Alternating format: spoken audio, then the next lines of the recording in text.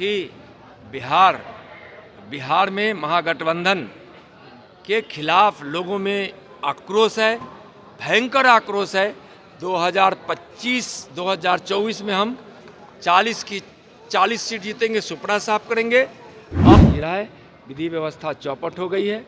हत्या, लूट, बलात्कार, डकैती और चोरी, खुलेआम अपराधियों का गोलीबारी करना, यह सब आम बात हो गई है। केंद्रीय गृह राज्य मंत्री नित्यानंद राय आज पटना से दिल्ली के लिए रवाना हुए, लेकिन उन्होंने पत्रकारों से बातचीत करते हुए नीतीश कुमार पर जमकर निशाना साधा। कहा सिद्धांत और नैतिकता की बात कही।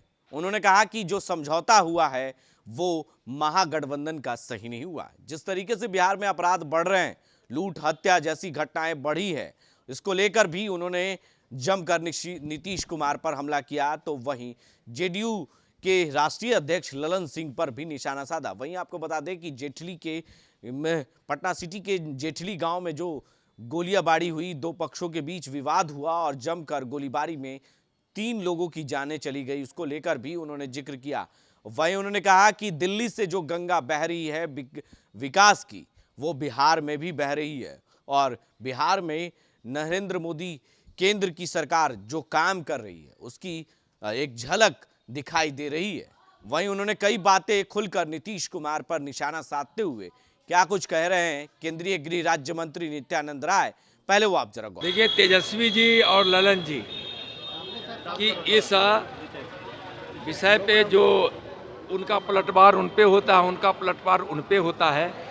जहाँ बिना नीति, बिना सिद्धांत के जहाँ समझौते होते हैं, वहाँ इसी तरह की बातें होती है। उस पर मुझको बहुत कुछ नहीं करना, वह उनका मामला है। लेकिन यहाँ महागठबंधन की सरकार ने बिहार को बर्बाद कर रखा है। बिहार बेहाल है, बिहार बदनाम हो रहा है, बिहार भय के वातावरण में जी रहा है। विधि व्यवस्था चौपट हो गई है। हत्या, लूट, बलात्कार, डकैती और चोरी, खुलेआम अपराधियों का गोलीबारी करना, यह सब आम बात हो गई है। आप देखे होंगे कि आए दिन यहाँ दर्जन से ऊपर जघन्य अपराध होते हैं। उपेंद्र कुशवाहा ने नई पार्टी का गठन कर लिया है।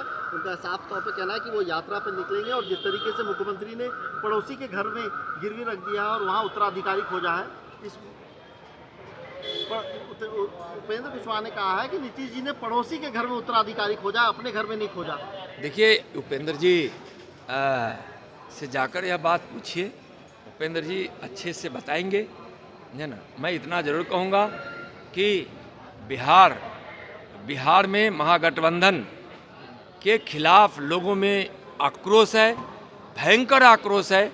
2025-2024 में हम 40 की 40 सीट जीतेंगे, सुपड़ा साफ करेंगे और बिहार की विकास की धारा जो दिल्ली से निकलकर बिहार के लिए चलती है, जो गरीबों के मसीहा और भारत के ही नहीं दुनिया के सबसे लोकप्रिय नेता आदरणीय नरेंद्र मोदी जी के भगीरथ प्रयास से विकास की गंगा बिहार में बह रही है, उसको रोकने का महागठबंधन प्रयास कर रही है।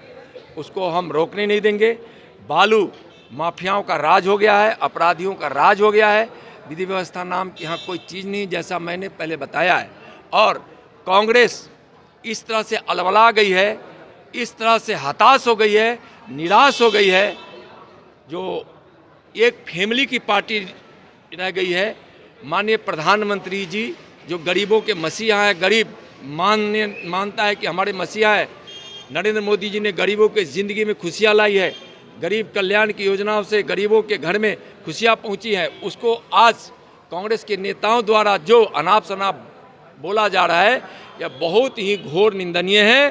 और कांग्रेस को देश की जनता, बिहार की जनता और उससे गठबंधन करने वाले सभी पार्टियों को बिहार की जनता और देश की जनता चुनाव में बता देगी कि मोदी जी को इस प्रकार से अपमानित करने के लिए अपशब्दों का जो बौछार कर रहे हैं, उसका परिणाम क्या मिलने वाला है कांग्रेस सहित अन्य पार्टियों। आपने सुना किस तरीके से केंद्रीय गृह राज्य मंत्री नित्यानंद राय ने कहा कि दिल्ली से जो भागीरथ की गंगा बह रही है वो बिहार में भी बह रही है। ऐसे में 2024 में 40 में से 40 नरेंद्र मोदी की सरकार कि सरकार बनेगी और बीजेपी की जीत तय है। यानी कह सकते हैं कि एक बार फिर से 2024 को लेकर 40 में से 40 सीट बीजेपी जीतने जा रही है, इसका दावा केंद्रीय गृह राज्य मंत्री नित्यानंद राय ने कर दिया है। वहीं नीतीश कुमार पर भी बढ़ते अपराध और दोनों पार्टियों के बीच जिस तरीके से अंदरूनी विवाद चल रहा है बिहार में मुख्यमंत्री बनने को लेकर, उसको लेकर भी जेडीयू के राष्ट्रीय अध्यक्ष ललन सिंह और तेजस्वी यादव पर निशाना साध दिया है। पटना से दिल्ली रवाना होने के दौरान केंद्रीय गृह राज्य मंत्री नित्यानंद राय ने अपने सहयोगी कैमरामैन विकास के साथ बने रहे न्यूज के लिए और देखते रहे।